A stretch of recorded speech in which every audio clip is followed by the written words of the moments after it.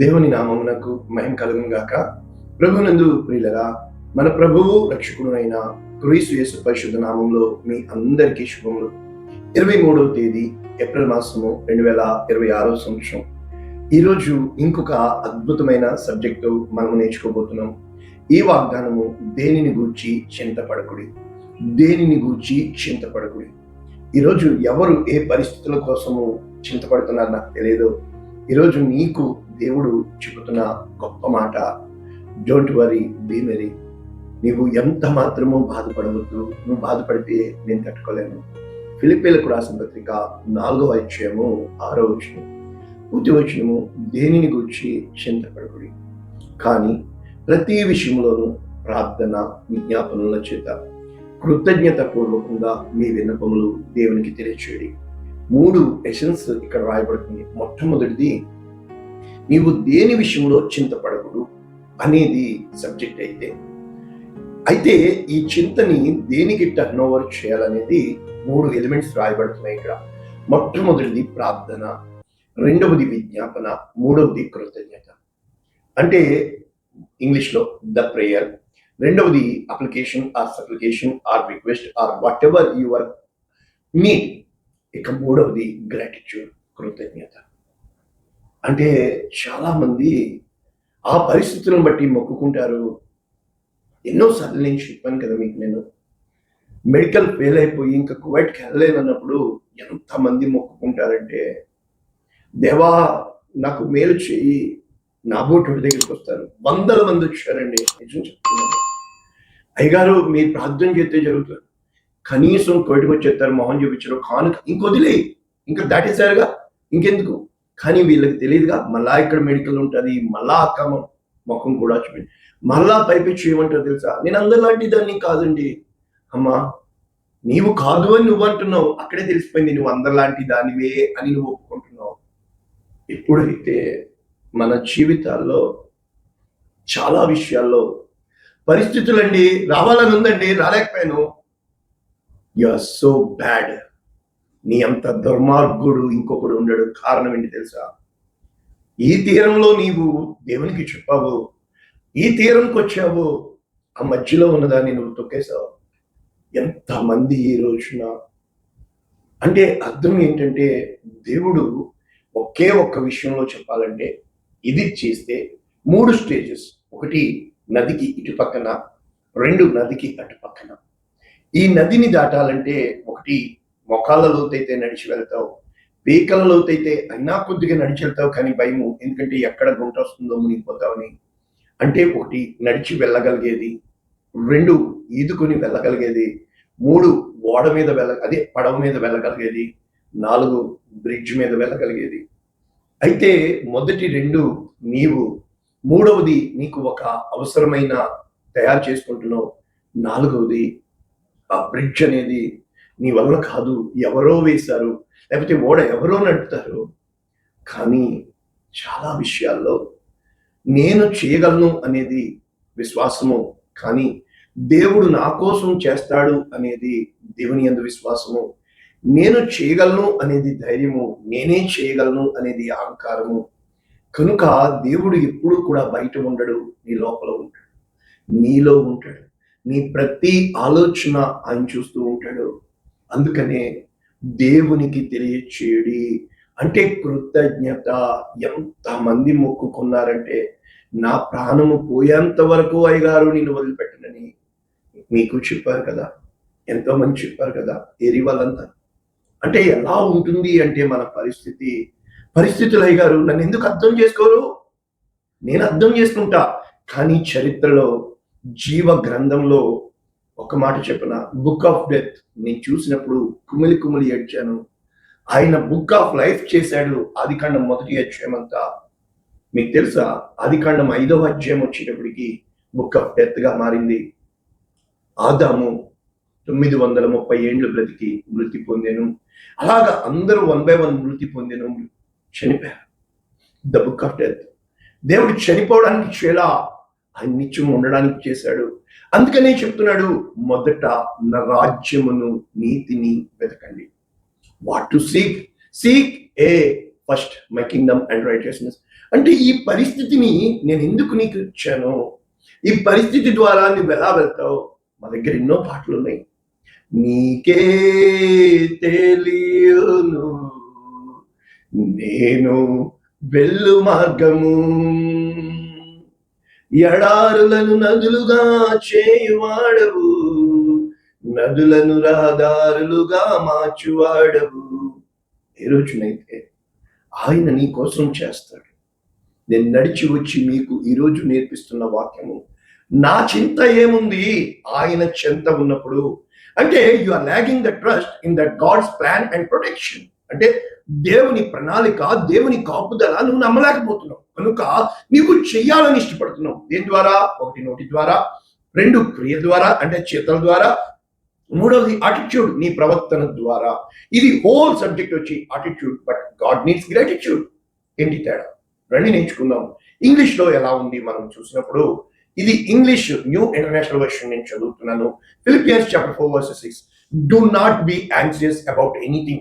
దేని కొరకు కూడా యాంగ్జైటీ అంటే యాంగ్జియస్ అంటే ఏమవుతుంది, ఏమైపోద్ది? మనలో రెండు రకాల భయాలు ఉంటాయి.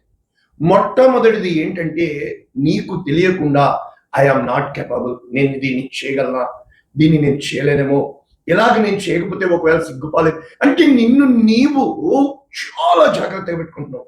ఎవ్వరు ఏ మాట అన్నా నీకు నచ్చదు, దానికి వెంటనే రివర్స్ గేర్లో యుద్ధానికి వెళ్తావు. కనుక నేను ఇటువంటి వాళ్ళని చాలా మందిని చూశాను. వీళ్ళు అమ్మని అంటి పెట్టుకుని ఉంటారు, వీళ్ళకి బయట ప్రపంచం తెలీదు, కానీ వీళ్ళు అన్ని చెక్కబెట్టేయాలనుకుంటారు, అన్ని నాకు తెలుసు అనుకుంటూ ఉంటారు. ఏ రోజు వీళ్ళు పడి లేచి దెబ్బలు తిని ఇది కాదు, వాళ్ళు అనుకున్నదే జీవితం అంటారు. అది వాళ్ళ భయము. ఇక రెండవది ఏంటంటే చాలా విషయాల్లో మనల్ని ప్రభావితం చేసేది. ఎగ్జాంపుల్కి maybe I will not get what I need, నాకు కావలసింది నాకు దొరకదేమో, ఆ ప్రేమ నాకు లభించదేమో, కనుక నీవు సాధించడానికి దాన్ని ప్రయత్నం చేసేది అది నీ భయం. నీ భయం వలన ఎదుటోడిని సాధించేస్తున్నావు, నీవు అనుకున్నది పొందేసుకోవాలని ప్రయత్నం చేసేస్తున్నావు, కానీ కాదే. అంటే అర్థం ఏంటంటే ఈ అనుభవంలో జీవితంలో రుచి చూచి నీ చింత దేని మీద ఉంటుంది అంటే ఈ సమయంలో ఉన్న చింత మరుక్షణానికి మారిపోతుంది, ఇంకోటి ఏదో వచ్చి మీద పడుతుంది, ఇంకోటి వచ్చే కారణం ఎందుకు నీ మీద పడేటట్లు దేవుడు చేస్తున్నాడో తెలుసా? అది నా దగ్గరికి వాళ్ళు ఒక అవసరం కోసం వస్తారు, కానీ నేను దేవుని కోసం చెప్పడానికి ప్రయత్నం చేస్తాను కాదు, వాళ్ళు డబ్బు కోసం వస్తారు. అర్థం ఏంటంటే నేను చాలా మంది దగ్గర మోసపోయి నేర్చుకున్నది, అమ్మా ఆ ఒక్కటి అడగకు. కారణం ఏంటంటే డబ్బు. దేవుని డబ్బు కూడా వాడేసుకున్న వాళ్ళు ఉన్నారు నా దగ్గర. నువ్వు దేవునికే వాడేస్తున్నావా? ఏ రోజునైతే ఒక దేవుని సొమ్ము వాడేసుకోవడానికి కూడా నీ నీచ స్థితికి దిగజారిపోయావంటే, ఒకప్పుడు నువ్వే ఏం చెప్పావంటే నేను దేవునికే పెట్టాలి, కానీ నీకు తెలుసా చాలా మంది సంఘానికి వచ్చి దేవుని డబ్బు వాడేసుకోవడం అంటే వాళ్ళు వస్తారు దేవుని మహిమపరచడానికి కాదు, స్వమహిమను కోరుకుంటారు. మమ్మల్ని ఎందుకు గుర్తించరు, మమ్మల్ని ఎందుకు ముందుకు పిలవరు, మాకు ఎందుకు ప్రార్థన ఇవ్వరు, మమ్మల్ని ఎందుకు ముందుకు పెట్టరు, మమ్మల్ని ఎందుకు బాధ్యత చెప్పరు, మాకెందుకు ఇది ఇవ్వరు అది ఇవ్వరు అంటే నీవు మహిమను కోరుకుంటున్నావు, నువ్వు చింతపడి ఉన్నావు. ఎక్కడ నీకు కాలు నలగకుండా నో నీవు వచ్చింది దీవము గల దేవుని సన్నిధికి, నువ్వు వచ్చింది దేవుని యొద్దకు. ఆయన చెప్తున్నాడు, ప్రయాసపడి భారము మోసుకొనిచున్న సమస్త జనులరా నా యొద్దకు రండి, నాకు తెలుసు నీకేం కావాలో, అది నేను ఇస్తాను, అది నా దగ్గర ఉంది. అంటే చర్చ్ అనేది ఒక హాస్పిటల్, చర్చ్ అనేది ఒక నీకు ఆదరణ గృహము. It's a comfort, house of comfort, it's a house of vision. కానీ మనం చర్చిని ఎలా చూస్తామంటే అక్కడ కూడా మన స్టేటస్ ని చూపించుకోవడానికి సిద్ధపడుతూ ఉంటాం. కారణము నువ్వు అక్కడ ఉన్న మనుషుల్ని చూస్తున్నావు, కానీ నువ్వు వచ్చింది దేవుని దగ్గరకి అన్నది నువ్వు మర్చిపోతుంటావు. పాస్టర్ని నీ అంచనాలో లెక్క కడతావు తప్ప దేవుని చిత్తములో ఇతనికి దర్శనం ఉందా, దేవుని చిత్తములో ఇతను వాక్యం నేర్పుతున్నాడా, దేవుని చిత్తములో ఇతను సాక్ష్యం. We don't want it all. మనకి అదెందుకు?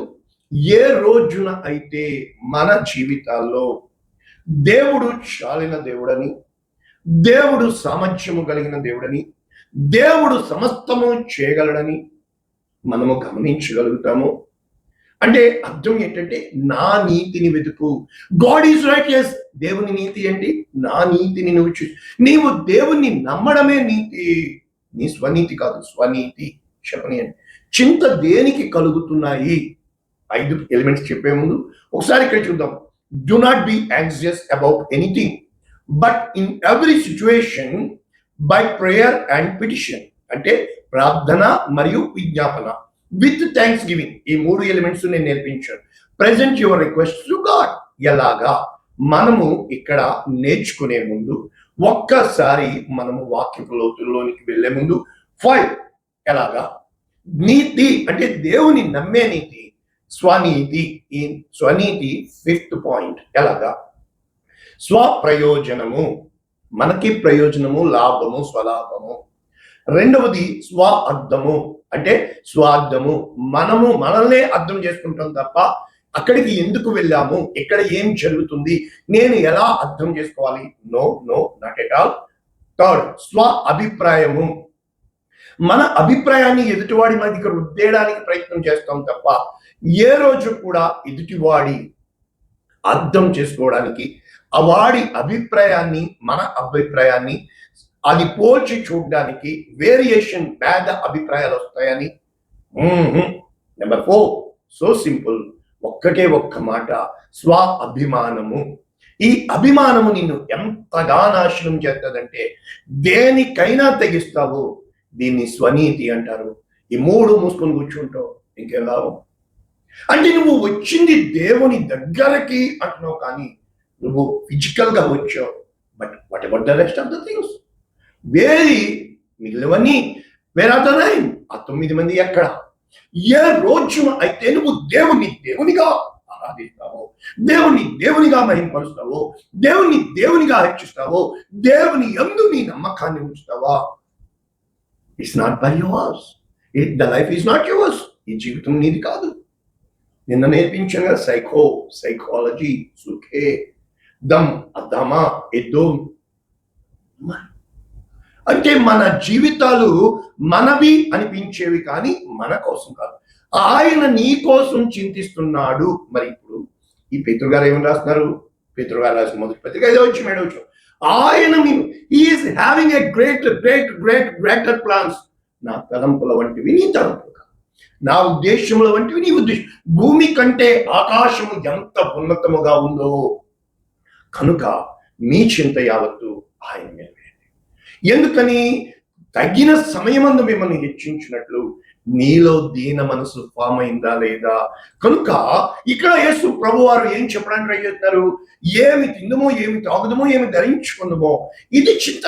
అంటే how to survive the life. కనుక మనలో ఎప్పుడు నెగిటివ్ మైండ్ అది జనరేట్ అవుతూ ఉంటుంది. కారణము ఆదిమ మానవుడు తనకి ఉన్న థ్రెట్స్, భయాలు, ఆందోళనలు, తను ఉనికిని కాపాడుకోవడానికి, తన యొక్క ఉనికిని ప్రజలు గుర్తించేటట్లు, ఇది సోషల్ బీయింగ్ కనుక హ్యూమానిటీ ఎ మార్టల్ మ్యాన్. కనుక ఈ మైండ్ ని దేనితో నింపుకున్నాడు? పగ, ప్రతీకారం, అన్నింటితో నింపుకున్నాడు. అయితే దేవుడు హృదయాన్ని ప్రేమతో నింపాడు. ఎప్పుడైతే నీ హృదయము ఇవన్నీ దొరికినా కూడా ఒక్క మాటలో, నా ప్రాణమా తినుము, తాగుము, సుఖించు. But at the end of the story, what you need, what you require. ఇప్పుడు నీ ప్రాణాన్ని నేను తీసుకుంటే ఇంకొక ఆయన చెప్తున్నాడు, నా ప్రాణమా యెహోవాను సన్నిధించుము, నా అంతరంగమున సమస్తమా అని పరిశుద్ధనామం. అంటే the moment you are the living being, సుఖే, సకాస్ అన్నీ ఒకటే పదము. అంటే your life, the life is in life, the haemoglobin. ఎప్పుడైతే నువ్వు దేవుని స్తుతిస్తావో, నేను చూశానండి, అనుభవంతో వచ్చానండి, దేవుని దగ్గర ఉంటే నా చింత యావత్తు ఉన్నాయన్నీ వేసేస్తాం. ఏంటి? Our comfort zone we are seeking. Never ever seek your comfort zone, but seek the kingdom of God. దేవుని రాజ్యాన్ని వెతుకు. ఆయన రాజ్యములో ఏముంది? నాకు కలిగి ఉన్నవన్నీ నీవి. కనుక నేను చాలా మందిని టెస్ట్ చేస్తూ ఉంటాను. వాళ్ళు ఏమవుతూ ఉంటారు తెలుసా? దేవుడు ఎవరిని నాకు ఇచ్చాడు, ఎవరిని ఇవ్వాల. నాకు ఇచ్చిన వారిని ఆయన ఉంచుతాడు, నాకు ఇవ్వని వాళ్ళు షేక్ అయిపోతారు అంతే. ఏ రోజున నీలో స్థిరత్వము అనేది ఉంటుందో, ఇక్కడ దేవుని యొక్క వాక్యం సెలవిస్తుంది. యేసయ్య చెప్తున్నాడు, మీ హృదయములను కలవరపడనీకుడి. అర్థం ఏంటంటే, విశ్వాసానికి ఆపోజిట్ కలవరం, నమ్మకానికి ఆపోజిట్ భయం, ధైర్యానికి ఆపోజిట్ నీ బలహీనత. కనుక ఎప్పుడైతే నీవు బలహీనుడవో, ధైర్యముగా దేవుడే నా బలము. ఎప్పుడైతే నీకు నిస్సహాయ స్థితిలోకి వెళ్తావో, కొండల తట్టు నాకు ఎలియాజు దేవుడే నాకు సహాయం. అంటే నీవు పూర్తిగా దేవుని మీద ఉన్నాను గనుక చెప్తున్నానండి. ఈ లోకము దాని ఇచ్చలతో వెళ్ళిపోయినప్పుడు, ఇక్కడ ప్రసంగి ఆ సామెతలు రాసిన సొలొమోను అంటాడు 3వ అధ్యాయం 6వ వచనం, నీ ప్రవర్తన అంతటి యందు ఆయన సబ్మిట్ యువర్సెల్ఫ్ అంటు గాడ్. ఆయన అధికారములకు ఒప్పుకో, ఆయన తీర్మానములకు ఒప్పుకో. కనుక కీర్తన 55:2 ఏమని చెప్పబడుతుంది? నీ భారము నేను మోయను, వదిలే, దేవుని మీద వేసే. దేవా నన్ను తప్పించువా, దేవా గాఢాంధకారంలో నడిచిన నన్ను నీ వెలుగులో నడిపించువా. ఆయనే నిన్ను ఆదుకును. నీతిమంతులను కాదండి, మనలో ఏ నీతి, ఆయన నీతిని వెతికే వారిని ఎన్నడూ కదిలించడు. కనుక రూతు గ్రంథంలో ఏముందో తెలుసా? 3వ అధ్యాయం 1వ వచనం, ఆమె అత్త అయిన నయోమి కుమారి, నీకు మేలు కలుగునట్లు నేను విచారించవలసిన దాని. అంటే ఒక అత్తే రూతుతో చెప్తుంటే, మరి దేవుడు నీ కోసం మేలు కలుగుట కొరకు సమస్తము సమకూడి జరుగుతున్న దేవుడు, చెయ్యాలని ఇష్టపడుతున్న దేవుడు, చేసే వరకు ఉండు అని చెప్తున్న దేవుడు. ఉండలేదు నా చెప్పిన 3 కండిషన్లు. షాప్ బీ దేర్, ఉన్నా. రెండవది, don't ever try to be hurry or worry. తొందరపడకు, చింతపడకు, కూల్ డౌన్, రిలాక్స్.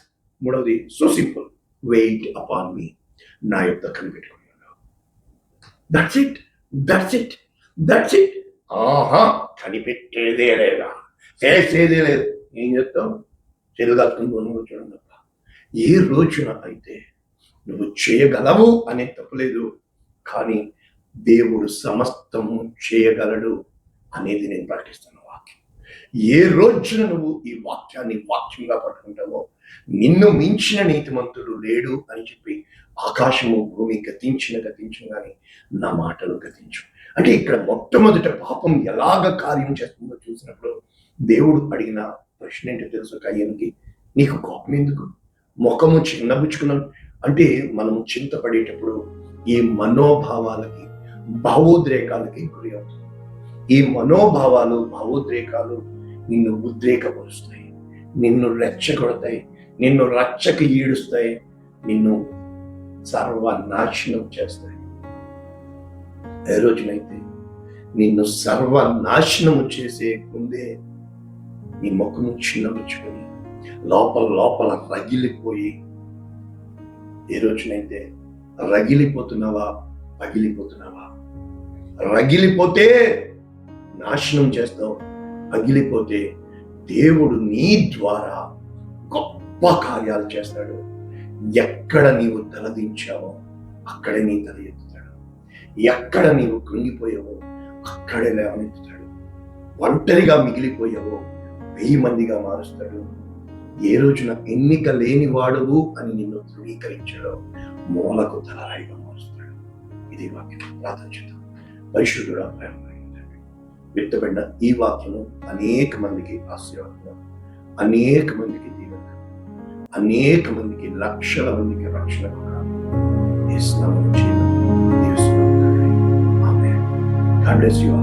దేవుడు.